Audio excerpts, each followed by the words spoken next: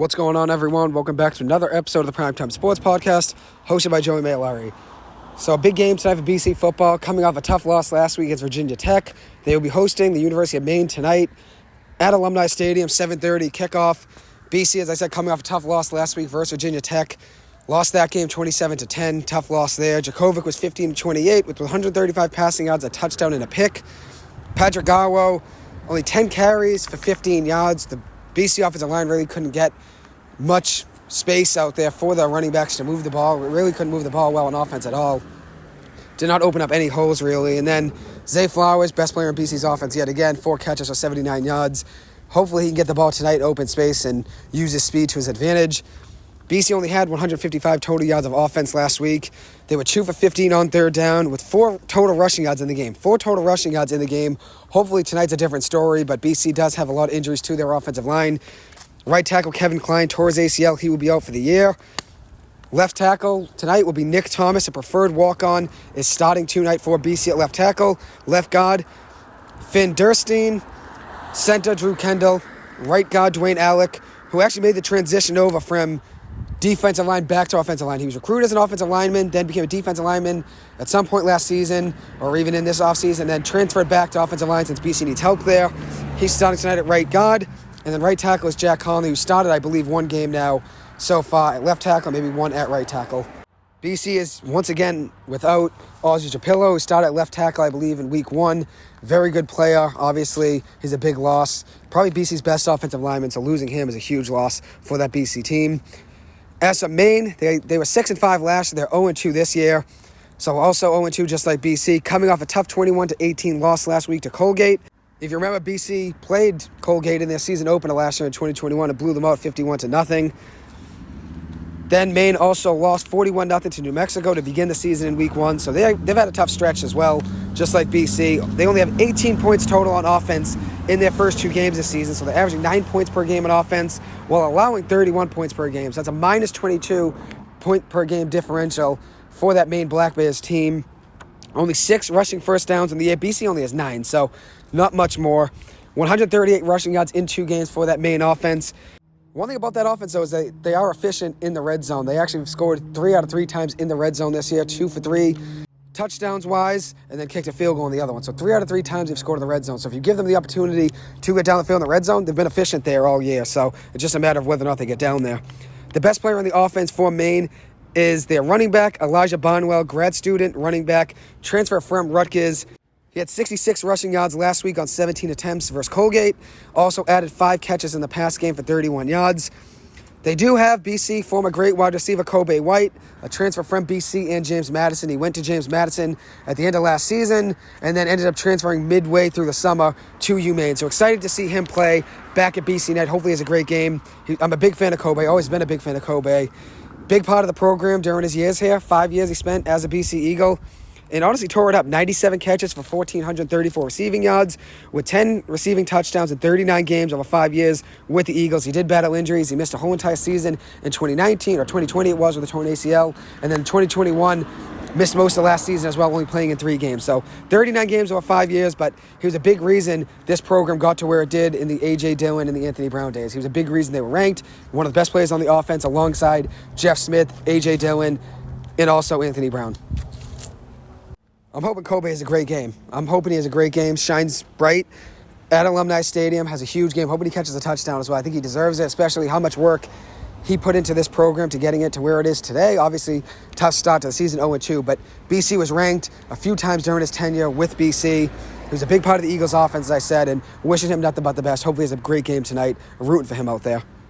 Another guy to keep your eye on for that Maine Black Bears team is their linebacker, Justin Sambu, who has 2 sacks in 2 games. So obviously, BC's offensive line, as I said, a lot of young guys, a lot of inexperienced offensive linemen because of injuries. Obviously, guys going pro last year, losing Lindstrom to the NFL, and Zion Johnson and Petrula obviously graduated, and then losing Vrabel as well, Tyler Vrabel, Ben Petrula, 2 big losses there as well. BC lost a ton of their offensive line, and then obviously Christian Mahogany lost him to a torn ACL before the season started. So BC's had a rough stretch, obviously, with their injuries, and 2 sacks for Sambu this year in 2 games. He could have another good game tonight. who knows? I wouldn't be surprised if he had a good game and disrupt that BC passing offense, especially considering the offensive line is so inexperienced. So who knows what it'll be like tonight. Obviously, rooting for BC to have a good game, but at the same time, being 0-2, Maine's coming in, an FCS team. Sometimes the FCS team has a chip on their shoulder since they're playing a big FBS school. So you never know what this outcome's going to be tonight, but hopefully BC comes home with a big win. Maine played UMass Amherst at the end of last season, last game of the year, and actually beat them 35-10. BC only beat UMass Amherst last year by 17 points, 45-28. So obviously BC, when they play teams they should beat up on, like UMass Amherst, only beat them by 17. They played Texas State in 2020, only beat them by 3. Game-winning field goal at the end of the game as time expired. Typically BC, besides Colgate, obviously beating them 51-0 was big, but BC typically stays close in games that they should be up by 30 or 40 points based on talent. And at the end of the day, BC is favored right now by 31.5. I would not be surprised if BC covers that. But at the same time, BC's offense did struggle last week. The offensive line did not look great, even with all the guys healthy on the field with their starters last week. They didn't look great, and obviously now losing a couple starters going into this week's game. I think BC wins this game. Obviously, they should win this game by 30+, but I think it will be a 31-14 game. That is my prediction as of now. Who knows what this BC team will look like, though? Hopefully, it's a 55-3 game, and I'm wrong. I would love to see that. But obviously, at the same time, I keep it real always in these predictions. I give you my honest opinion, and I think Maine definitely could keep it at least somewhat close since they have an edge. Coming as an FCS school, playing an FBS team like BC, a Power 5 school, even if BC's 0-2, it's still a Power 5 school. You're coming with a chip on your shoulder, playing against a team, BC, obviously in the New England area, both schools in New England. Maine obviously wants to make headlines. They're getting paid, obviously, to come here to play at Alumni Stadium. They have nothing to lose at the end of the day, so that's why I think they have a chip on their shoulder. I think they keep it somewhat close. 31-14 is my prediction. BC winning the game. BC has won 32 straight games against FCS/Division I AA opponents, with its last loss coming in 1978. Maine has beaten 4 FBS opponents in its program's history, and that's according to Andy Backstrom on Twitter. Today he tweeted that out about the history of BC versus FCS schools, and obviously Maine versus FBS programs as well. BC last played Maine in 2015. BC won that game 24-3. BC was led by lefty quarterback Darius Wade, who was 14 for 25 in that game passing with 155 passing yards and a touchdown. Former BC great running back John Hilleman had 16 carries for 52 rushing yards and 3 catches, 32 yards in that game. Buffalo Bills linebacker Matt Milano had 2 sacks in that game, and then also Harold Landry and John Johnson III split a sack each as well. BC won 40-10 in 2014 and then 34-3 in 2012. So the last 3 times they played, BC obviously beat up on Maine, with the last time being in 2015. BC won 24-3. So hopefully BC comes home with a big win tonight. I would not be surprised if BC were to win the game 55-3 just based off of their talent and their potential and how much speed they have in their offense. BC should beat up on them, but at the same time, I've looked at the team the last couple of weeks and have a lot of injuries, obviously, and you got to obviously base everything off of what you're playing with right now, and with an inexperienced offensive line, anything can happen. I still think BC wins this game by 2+ touchdowns. 31-14 is my prediction, but at the same time, BC could blow them up 55-10, which I would be psyched. Obviously, BC needs a win, get back on track. 1 win, that's how a season gets going. After you start out 0-2, the best way to get back on track is winning your next game, and that's tonight for BC, 7:30 kickoff at Alumni Stadium. So a big game tonight for the BC Eagles versus the Maine Black Bears. Hopefully it'll be a good one. Last thing I want to talk about is the Toledo versus Ohio State football game tonight. Toledo's 2-0, Ohio State's 2-0. Ohio State's actually number 3 in the country in the college football rankings, so obviously a very good team. They will be playing tonight at 7 o'clock at Ohio State. Toledo beat UMass Amherst last week 55-10. Quarterback DeQuan Finn was 12 for 26 passing with 177 passing yards and a touchdown. Finn was also elite on the ground, 7 carries for 74 rushing yards and 2 rushing touchdowns. Wide receiver Jawan Newton had a great game as well, 4 catches for 106 yards. And then running back Willie Shaw III, 8 carries for 47 yards and a rushing touchdown.